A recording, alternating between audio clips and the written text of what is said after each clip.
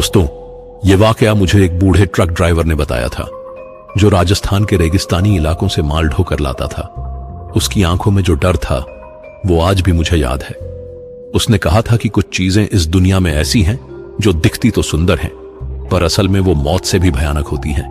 प्यास। हां, प्यास एक ऐसी चीज है जो इंसान को कुछ भी करने पर मजबूर कर देती है। पर क्या हो अगर वो प्यास कभी बुझे ही नहीं और जो उसे बुझाने का वादा करे वो खुद ही मौत का दूसरा नाम हो। आप अगर इस चैनल पर नए हैं तो इसे सब्सक्राइब कर लें ताकि ऐसी कहानियां आपसे छूटें नहीं। और हां, कहानी खत्म होने पर मुझे जरूर बताइएगा कि कैसी लगी और आप इसे किस शहर से देख रहे हैं। अपना नाम भी लिखिएगा ताकि मुझे पता चले कि मेरी कहानियां कहां कहां तक पहुंच रही हैं। मुझे पूरी उम्मीद है यह कहानी आपका दिल जीत लेगी। तो चलिए शुरू करते हैं। मेरा नाम रघुवीर है, था कहना चाहिए, क्योंकि जो मैं अब हूं उसे इंसान तो नहीं कह सकते। पर यह कहानी शुरू करने से पहले मुझे आपको अपने बारे में बताना होगा ताकि आप समझ सकें कि मैं कैसे उस औरत के जाल में फंसा जिसने मुझसे सब कुछ छीन लिया। मैं राजस्थान के एक छोटे से गांव धनोरा का रहने वाला था। हमारा गांव जैसलमेर से करीब 80 किलोमीटर दूर रेगिस्तान के बीचों बीच बसा था। वहां पानी की किल्लत हमेशा रहती थी, पर हम लोग आदी थे। छोटी उम्र से ही हमें सिखाया गया था कि पानी की एक एक बूंद कीमती है और उसे बेकार में बहाना गुनाह है। मैं भेड़ बकरियां चराता था। मेरे पिताजी की मौत में बहुत छोटा था तभी हो गई थी और मां ने अकेले ही मुझे और मेरी छोटी बहन को पाला था। जिंदगी मुश्किल थी पर चल रही थी। फिर पिछले साल जब सूखा पड़ा तो हमारे गांव का कुआं सूख गया। सरकार ने टैंकर भेजने का वादा किया था पर वो कभी कभार ही आते थे। लोग मजबूर होकर पानी के लिए दूर दूर तक भटकने लगे। मैं भी उन्हीं में से एक था। उस दिन सुबह का वक्त था। मैंने अपनी मां से कहा, मां, मैं पानी लेने जा रहा हूं। पास के गांव रामगढ़ में सुना है कि अभी भी एक कुआं है जिसमें पानी बाकी है। मां ने मेरी आंखों में देखा। उसकी आंखों में डर था पर मजबूरी भी। उसने कहा, बेटा, रामगढ़ बहुत दूर है और रास्ता खतरनाक है। सुना है उस रास्ते में कुछ अजीब चीजें होती हैं। मैंने हंसकर कहा, मां, यह सब बकवास है। भूत प्रेत कुछ नहीं होते। मैं 3-4 दिन में वापस आ जाऊंगा, तुम चिंता मत करो। मैंने 2 खाली बोरिया और एक प्लास्टिक का बड़ा ड्रम ऊंट की पीठ पर लादा, थोड़ा खाना और पानी की एक छोटी बोतल साथ ली और निकल पड़ा। शुरुआत तो अच्छी रही। मैं सुबह 4 बजे निकल गया था ताकि दिन की तपिश से बच सकूं। ऊंट धीरे धीरे चल रहा था और मैं रास्ते में गुनगुना रहा था। पर जैसे जैसे सूरज ऊपर चढ़ने लगा वैसे वैसे गर्मी भी बढ़ती गई। दोपहर तक मेरी पानी की बोतल खाली हो चुकी थी और मैंने सोचा कि शाम तक रामगढ़ पहुंच जाऊंगा। पर नसीब में कुछ और ही लिखा था। शाम होते होते आसमान में काले बादल छा गए। मैं खुश हो गया, सोचा शायद बारिश हो जाएगी। पर वो बादल बरसे नहीं, बस धूल का तूफान लेकर आए। इतनी तेज आंधी चली कि मैं रास्ता भटक गया।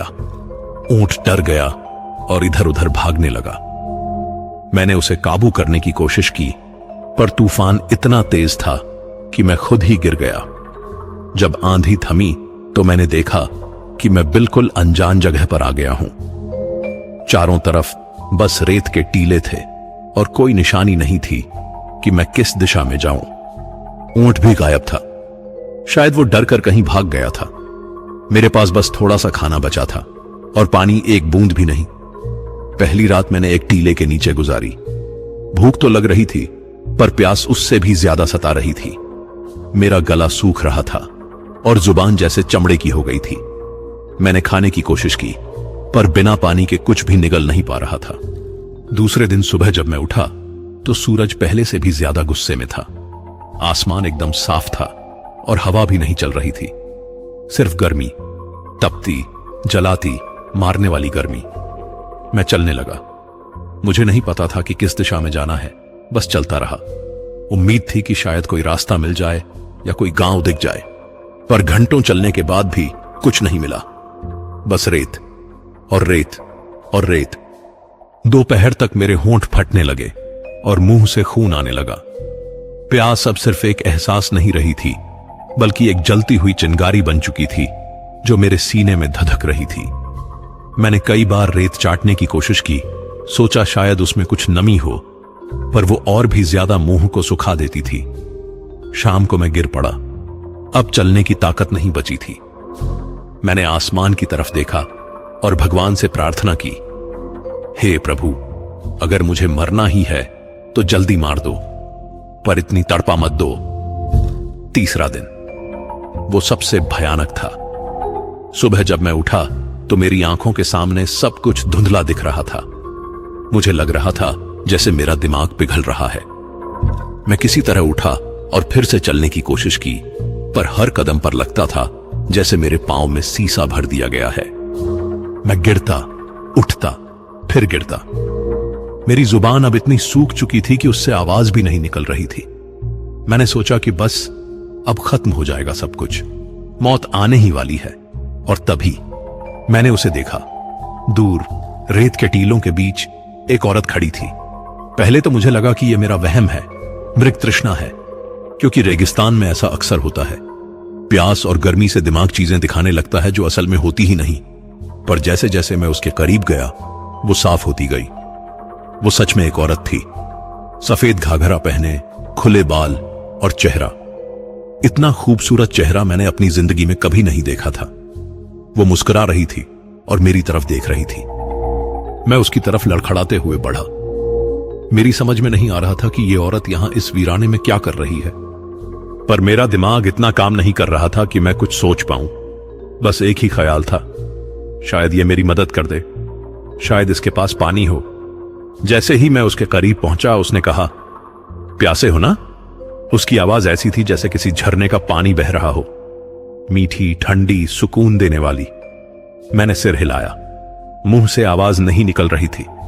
वो और करीब आई। अब मैं उसे साफ देख सकता था। उसकी आंखें, वो आंखें कुछ अलग थीं, जैसे उनमें कोई गहरा समंदर छुपा हो, जैसे वो मुझे नहीं, मेरी आत्मा को देख रही हो।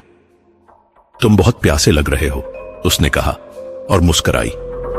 मैं तुम्हें पानी दे सकती हूं। मेरी आंखें भर आईं।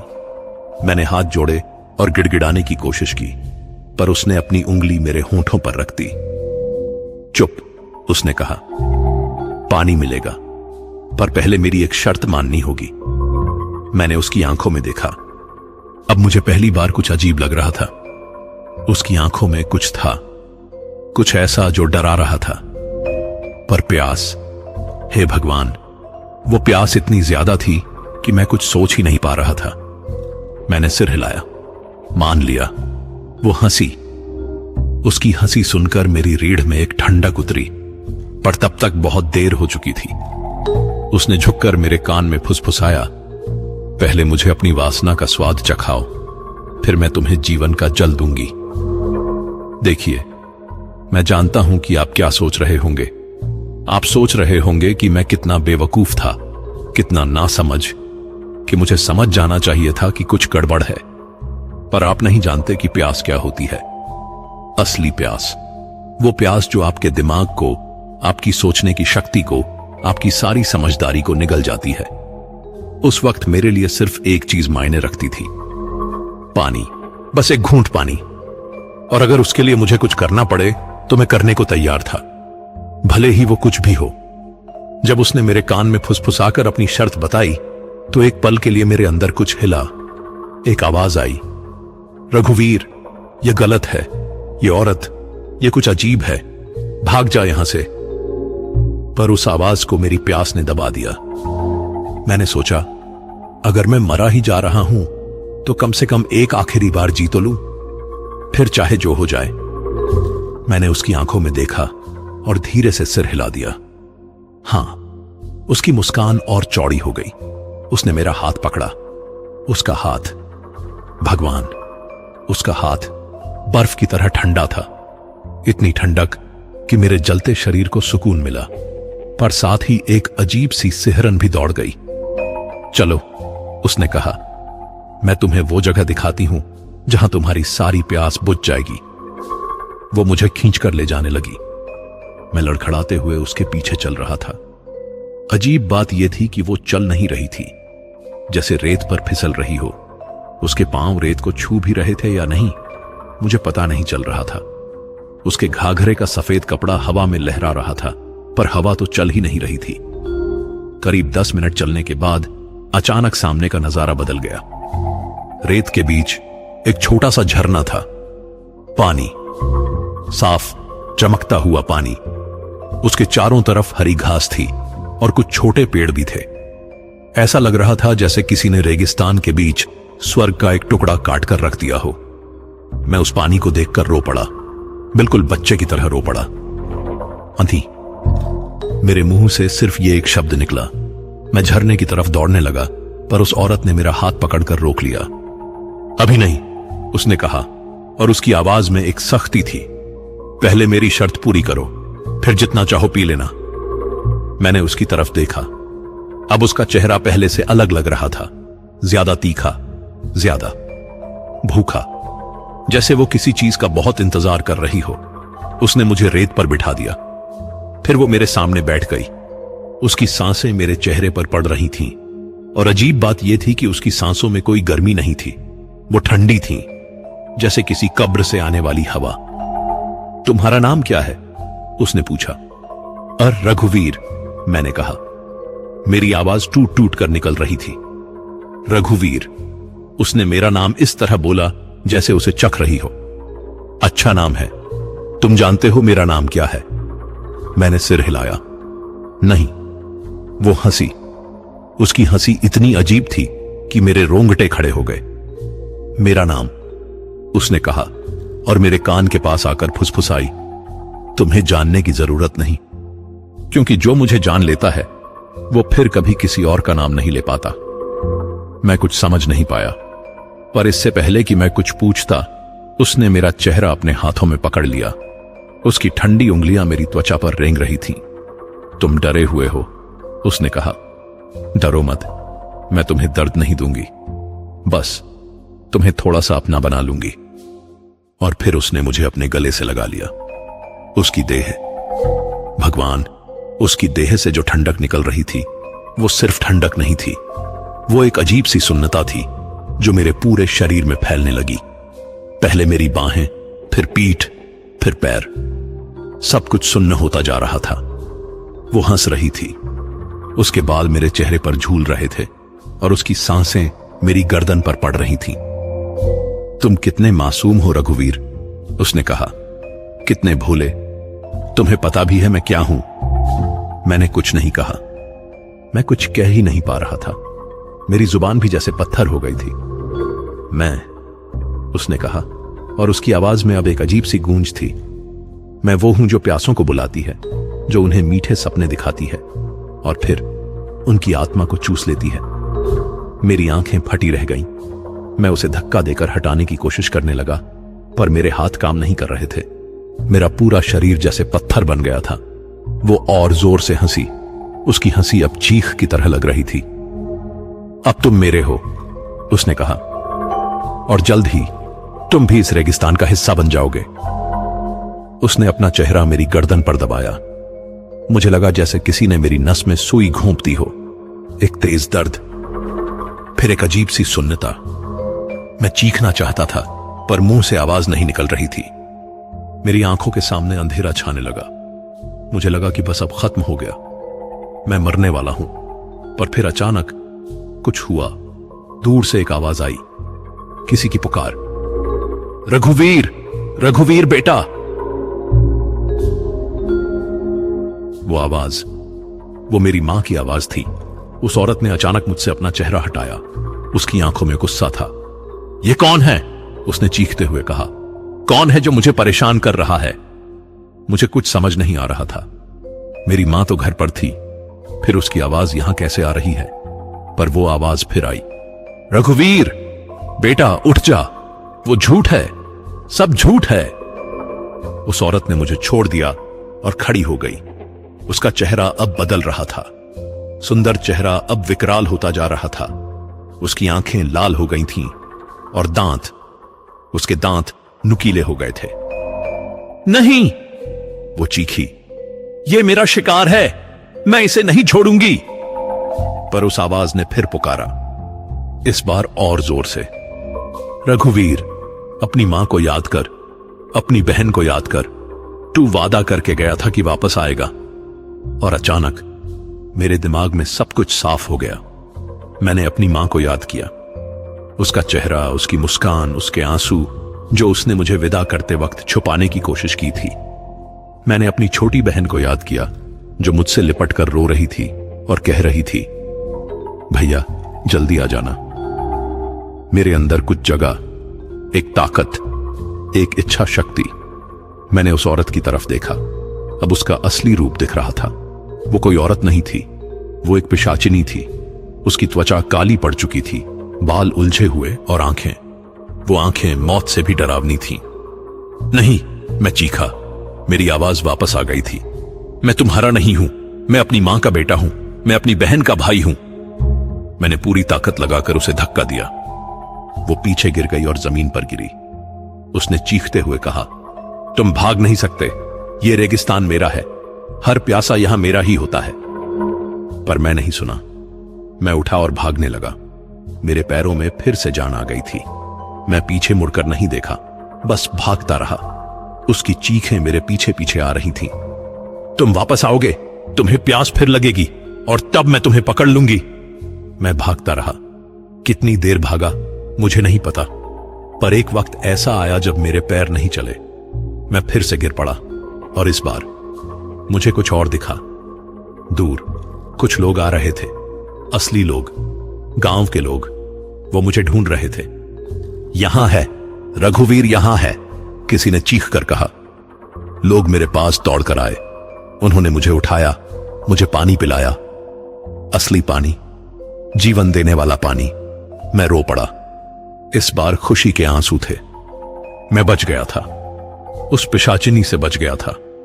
पर जो मैं नहीं जानता था वो ये कि बचना सिर्फ शुरुआत थी। असली खेल तो अब शुरू होने वाला था। गांव वाले मुझे उठाकर रामगढ़ ले गए। वहां के एक वैद्य ने मेरा इलाज किया। मुझे 3 दिन होश नहीं आया। बुखार इतना तेज था कि डॉक्टर को भी लगा कि शायद मैं बच नहीं पाऊंगा। पर चौथे दिन मेरी आंखें खुली। सबसे पहले मैंने अपनी मां को देखा। वो मेरे बगल में बैठी थी, मेरा हाथ पकड़े हुए। उसकी आंखें लाल थीं, जैसे रात भर रोई हो। जब उसने देखा कि मैं होश में आ गया हूं तो वो फूट फूट कर रोने लगी। बेटा, उसने मुझे गले लगा लिया। तू बच गया, भगवान का शुक्र है कि तू बच गया। मेरी छोटी बहन भी रो रही थी। उसने मेरा हाथ पकड़ रखा था और बार बार कह रही थी, भैया अब कभी मत जाना, अब हमेशा यहीं रहना। मैं कुछ नहीं बोल पाया, बस रोता रहा। पर मेरे आंसू सिर्फ खुशी के नहीं थे, उनमें डर भी था, क्योंकि मैं जानता था कि जो मैंने देखा है वो सच था। और उस पिशाचिनी ने आखिरी बार जो कहा था वो मेरे कानों में अभी भी गूंज रहा था, तुम वापस आओगे। अगले कुछ दिन ठीक रहे। मैं धीरे धीरे ठीक हो रहा था। मां ने मुझे खूब खाना खिलाया और गांव के लोगों ने मेरी खूब देखभाल की। सब लोग मेरी कहानी सुनना चाहते थे कि मैं कहां गया था और क्या हुआ था। पर मैंने किसी को कुछ नहीं बताया, क्योंकि मैं जानता था कि अगर मैंने उस पिशाचिनी के बारे में बताया तो लोग मुझे पागल समझेंगे, या फिर कहेंगे कि गर्मी और प्यास से मेरा दिमाग खराब हो गया था और मैंने सब कुछ सपने में देखा था। पर मुझे पता था कि वो सपना नहीं था, वो सच था। और जल्द ही मुझे इसका सबूत मिलने वाला था। पहली रात जब मैं अपने घर वापस आया तो सब कुछ सामान्य लगा। मैं थका हुआ था तो जल्दी सो गया। पर रात में अचानक मेरी नींद खुली। कमरे में एक अजीब सी ठंडक थी। हवा नहीं चल रही थी, पर फिर भी ऐसा लग रहा था जैसे कोई मेरे चेहरे पर ठंडी सांस छोड़ रहा हो। मैं उठकर बैठ गया और तभी मैंने उसे देखा। खिड़की के बाहर चांदनी में वो खड़ी थी, वही औरत, वही पिशाचिनी। वो मुझे देख रही थी। उसकी आंखें चमक रही थीं और उसके होंठों पर वही मुस्कान थी, वो धीरे धीरे मुस्कान जो मेरे रोंगटे खड़े कर देती थी। मैं चीखना चाहता था पर मेरी आवाज नहीं निकली। वो बस मुझे देखती रही और फिर धीरे धीरे गायब हो गई। मैं डर से कांपने लगा। मैंने पूरी रात जागते हुए गुजारी, खिड़की की तरफ देखते हुए, पर वो फिर नहीं आई। सुबह मैंने सोचा कि शायद वो मेरा वहम था, शायद मैं डर की वजह से चीजें देख रहा हूं।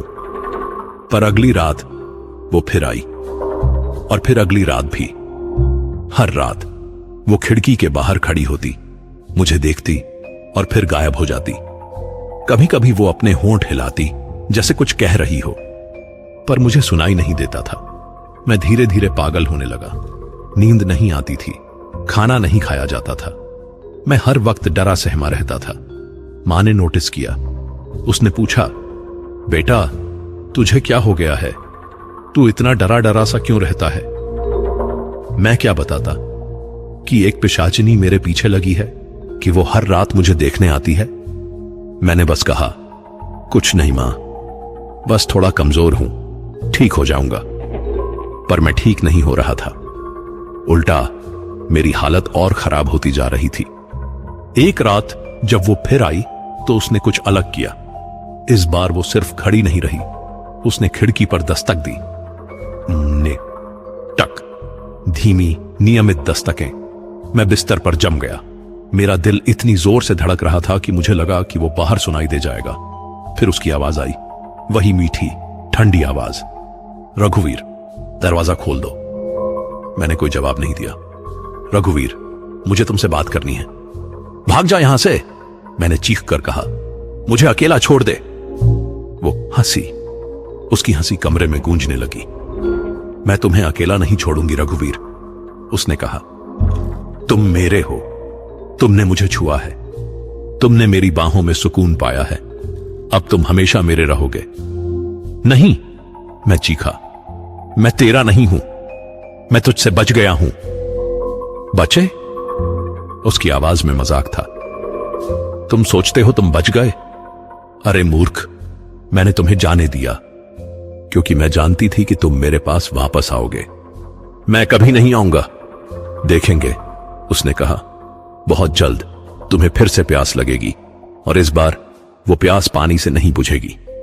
वो प्यास मेरी प्यास होगी, मुझे छूने की, मुझे महसूस करने की, मुझे पाने की प्यास।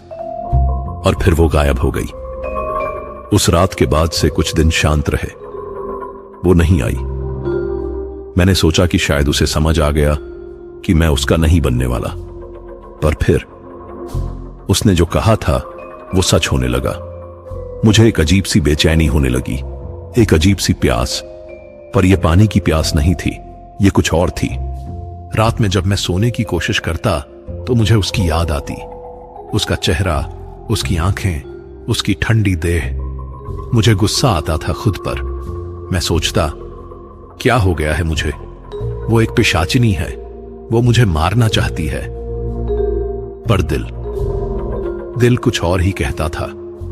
धीरे धीरे मैं समझने लगा कि उसने मेरे साथ क्या किया था। उसने मेरे अंदर अपना एक हिस्सा छोड़ दिया था, एक ऐसा हिस्सा जो मुझे उसकी तरफ खींचता था।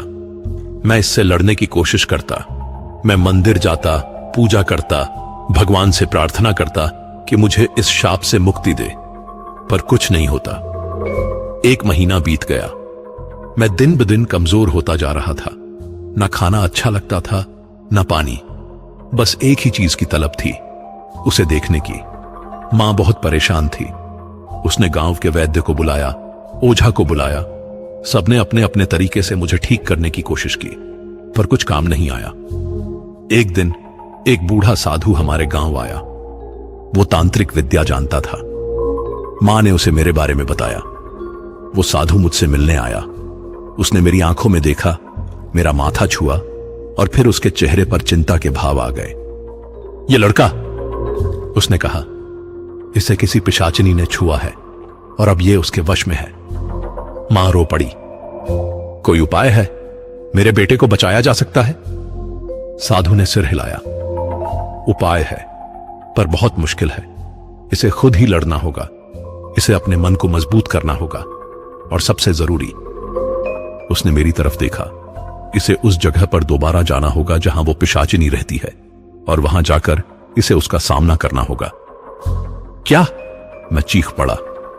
मैं वहां वापस नहीं जाऊंगा, कभी नहीं।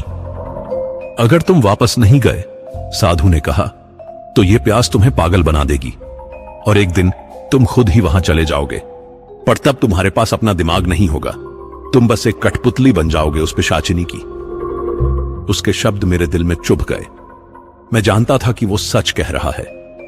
मैं महसूस कर सकता था कि मेरा अपने ऊपर नियंत्रण धीरे धीरे खत्म हो रहा है।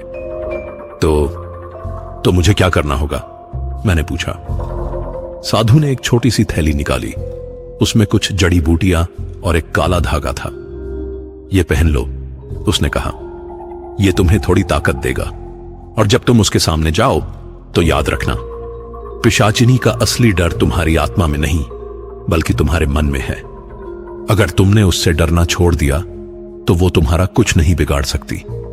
मैंने वो धागा पहन लिया और उस रात मैंने फैसला कर लिया, मैं वापस जाऊंगा उस रेगिस्तान में, उस पिशाचिनी के पास, और इस बार मैं उससे लड़ूंगा, चाहे जो हो जाए। अगली सुबह मैंने मां को सब कुछ बता दिया, पूरी कहानी, उस पिशाचिनी के बारे में, उस झरने के बारे में, और जो कुछ भी मेरे साथ हुआ था। पहले तो मां को यकीन नहीं आया। उसने सोचा कि मेरा दिमाग फिर खराब हो रहा है, पर जब उसने मेरी आंखों में देखा तो उसे समझ आ गया कि मैं सच बोल रहा हूं। वो रो पड़ी। नहीं बेटा, उसने कहा मुझे गले लगाते हुए, तू वहां वापस नहीं जाएगा। मैं तुझे नहीं भेज सकती उस जगह पर जहां तुझे मौत मिल सकती है। मां, मैंने कहा उसके आंसू पोंछते हुए, अगर मैं नहीं गया तो मैं यहां बैठे बैठे मर जाऊंगा। धीरे धीरे, तड़प तड़प कर मुझे जाना होगा, मुझे उससे लड़ना होगा। मां जानती थी कि मैं सही कह रहा हूं। उसने आखिरकार मान लिया, पर उसने एक शर्त रखी। तू अकेले नहीं जाएगा, उसने कहा। गांव के कुछ लोगों को साथ ले जा, वो साधु को भी ले जा। मैंने सिर हिलाया। नहीं मां, यह लड़ाई मेरी है, मुझे अकेले ही लड़नी होगी। अगर मैं किसी और को साथ ले गया तो उनकी जान खतरे में पड़ सकती है। उस शाम मैंने तैयारी शुरू की। साधु ने मुझे कुछ मंत्र सिखाए, कुछ खास जड़ी बूटियां दी और एक छोटी सी चाकू दी जिस पर कुछ तांत्रिक निशान बने हुए थे। यह चाकू तुम्हारी रक्षा करेगी, उसने कहा, पर याद रखना, असली हथियार तुम्हारे मन की ताकत है। अगर तुमने डर दिखाया तो वो तुम्हें खा जाएगी। रात में जब सब सो गए तो मैं चुपके से निकल गया। मैं नहीं चाहता था कि मां या बहन मुझे जाते हुए देखें। उनके आंसू मुझे कमजोर बना देते। इस बार मेरे पास ऊंट नहीं था। मैं पैदल ही चल पड़ा। साधु ने बताया था कि अगर मैं सच्चे दिल से उस जगह को ढूंढना चाहूं तो वो खुद मुझे बुला लेगी, क्योंकि पिशाचिनी मुझे पाना चाहती है। और सच में ऐसा ही हुआ। मैं बस कुछ घंटे चला था कि मुझे वो जगह मिल गई। वही रेत के टीले, वही सूना रेगिस्तान, और दूर वो झरना। इस बार वो और भी खूबसूरत लग रहा था।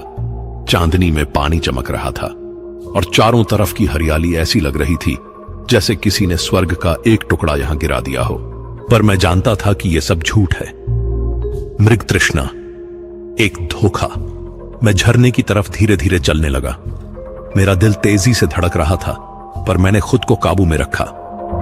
जैसे ही मैं झरने के पास पहुंचा, हवा में एक अजीब सी खुशबू फैल गई, मीठी पर साथ ही सड़ी हुई, जैसे फूल और लाश एक साथ हों। और फिर वो आई। इस बार वो सफेद घाघरे में नहीं थी, वो काले कपड़ों में थी और उसके बाल खुले हुए थे। उसकी आंखें लाल थीं और चेहरे पर एक अजीब सी मुस्कान थी। आ गए तुम, उसने कहा, अपनी आवाज में एक अजीब सा सुकून भरते हुए। मुझे पता था कि तुम वापस आओगे। तुम सब आते हो आखिर में। मैंने उसकी तरफ देखा। इस बार मैं डरा नहीं, गुस्सा आया। मैं तुमसे लड़ने आया हूं, मैंने कहा। मुझे तुमसे मुक्ति चाहिए। वो हंसी। उसकी हंसी रेगिस्तान में गूंजने लगी। मुक्ति? उसने कहा। अरे मूर्ख, यहां से मुक्ति नहीं मिलती। यहां तो बस एक ही चीज मिलती है, मैं। वो मेरी तरफ बढ़ने लगी। उसकी चाल अजीब थी, जैसे वो हवा में तैर रही हो। तुम जानते हो ना, उसने कहा, मैं कौन हूं, मेरी कहानी क्या है? मैंने सिर हिलाया। नहीं, मैं भी कभी तुम्हारी तरह थी, उसने कहा, और उसकी आवाज में पहली बार कुछ दर्द था। मैं भी एक इंसान थी। मेरा नाम मालविका था।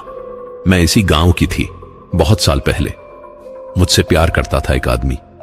उसने मुझसे शादी का वादा किया, पर फिर उसने मुझे छोड़ दिया। किसी और से शादी कर ली। उसने आसमान की तरफ देखा। उसकी आंखों में आंसू थे।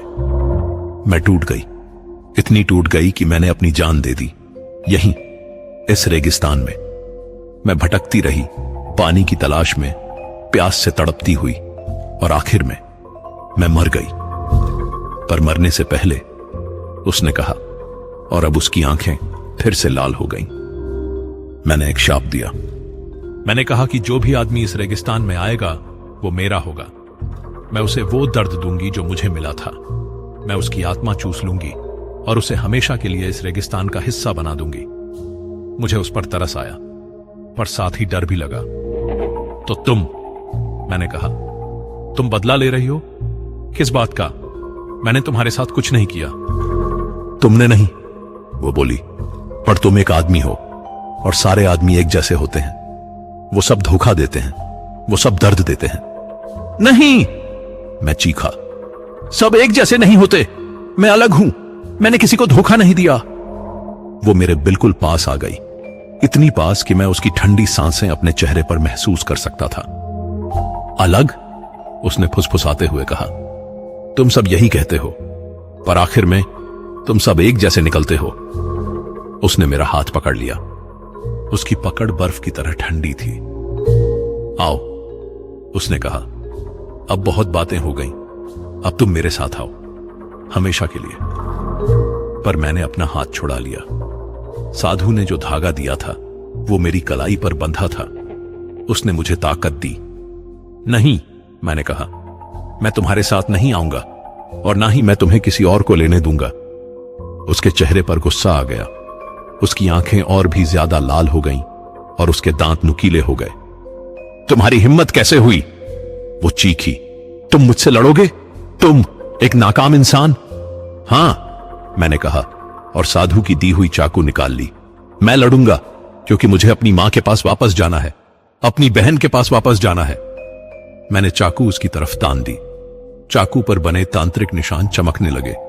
वो पीछे हट गई। पहली बार मैंने उसकी आंखों में डर देखा। ये क्या है? उसने कहा। यह तुम्हारा अंत है, मैंने कहा। मैं उसकी तरफ दौड़ा। वो चीखने लगी और पीछे भागने लगी, पर इस बार वो कमजोर थी क्योंकि मैं डर नहीं रहा था। रुको, वो चीखी, प्लीज मुझे मत मारो। मैं रुक गया। उसकी आवाज में अब दर्द था, डर था। तुम, मैंने कहा, तुम इंसान थी, तुम्हें दर्द हुआ था। मैं समझता हूं, पर यह गलत है। तुम दूसरों को दर्द देकर अपना दर्द कम नहीं कर सकती। वो रोने लगी। असली आंसू, उसका भयानक रूप धीरे धीरे गायब होने लगा। अब वो फिर से एक साधारण औरत की तरह दिख रही थी, टूटी हुई, दुखी। मुझे माफ कर दो, वो बोली। मैंने बहुत गलत किया, बहुत लोगों को मारा, पर मैं नहीं रुक पाई। मेरा दर्द वो कभी खत्म नहीं हुआ। मैं उसके पास गया। मैंने चाकू नीचे कर दी। तुम्हारा दर्द तब तक खत्म नहीं होगा, मैंने कहा, जब तक तुम माफ नहीं करोगी उस आदमी को जिसने तुम्हें छोड़ा था, और खुद को भी। उसने मेरी आंखों में देखा। मैं कैसे माफ करूं? इतना दर्द, इतनी नफरत। माफी तुम्हारे लिए है, मैंने कहा, उसके लिए नहीं। तुम्हें अपने आप को इस दर्द से मुक्त करना होगा। वो कुछ देर चुप रही, फिर धीरे धीरे उसने सिर हिलाया। शायद तुम सही हो, उसने कहा। मैं थक गई हूं, इतने सालों से यहां हूं, बस दर्द देती रही, पर मेरा अपना दर्द कभी कम नहीं हुआ। वो घुटनों के बल बैठ गई। उसने अपना चेहरा अपने हाथों में छुपा लिया। मुझे मुक्त कर दो, उसने कहा। प्लीज, मैं अब और नहीं रह सकती इस तरह। मैंने उसकी तरफ देखा, और इस बार मुझे उस पर गुस्सा नहीं आया, बस तरस आया। वो भी एक शिकार थी, अपने ही दर्द की। मैंने साधु के दिए हुए मंत्र बोलने शुरू किए, वो मंत्र जो आत्माओं को मुक्ति देते हैं। जैसे ही मैंने मंत्र बोले, उसके चारों तरफ एक सुनहरी रोशनी फैलने लगी। वो धीरे धीरे ऊपर उठने लगी। शुक्रिया, उसने कहा मुस्कुराते हुए। इस बार उसकी मुस्कान सच्ची थी। तुमने मुझे वो दिया जो मैं सालों से ढूंढ रही थी, शांति। और फिर वो गायब हो गई, पूरी तरह से। उसके जाते ही वो झरना भी गायब हो गया, वो हरियाली भी गायब हो गई। बस रेत बची, सूखी साधारण रेत। मैं वहीं बैठ गया, थक गया था, पर साथ ही हल्का भी महसूस कर रहा था, जैसे एक बोझ उतर गया हो। सुबह होते होते गांव के लोग मुझे ढूंढते हुए आ गए। मां मेरे गले लगकर रोने लगी, बहन भी रोती रही। मैं ठीक हूं मां, मैंने कहा, अब सब कुछ ठीक है।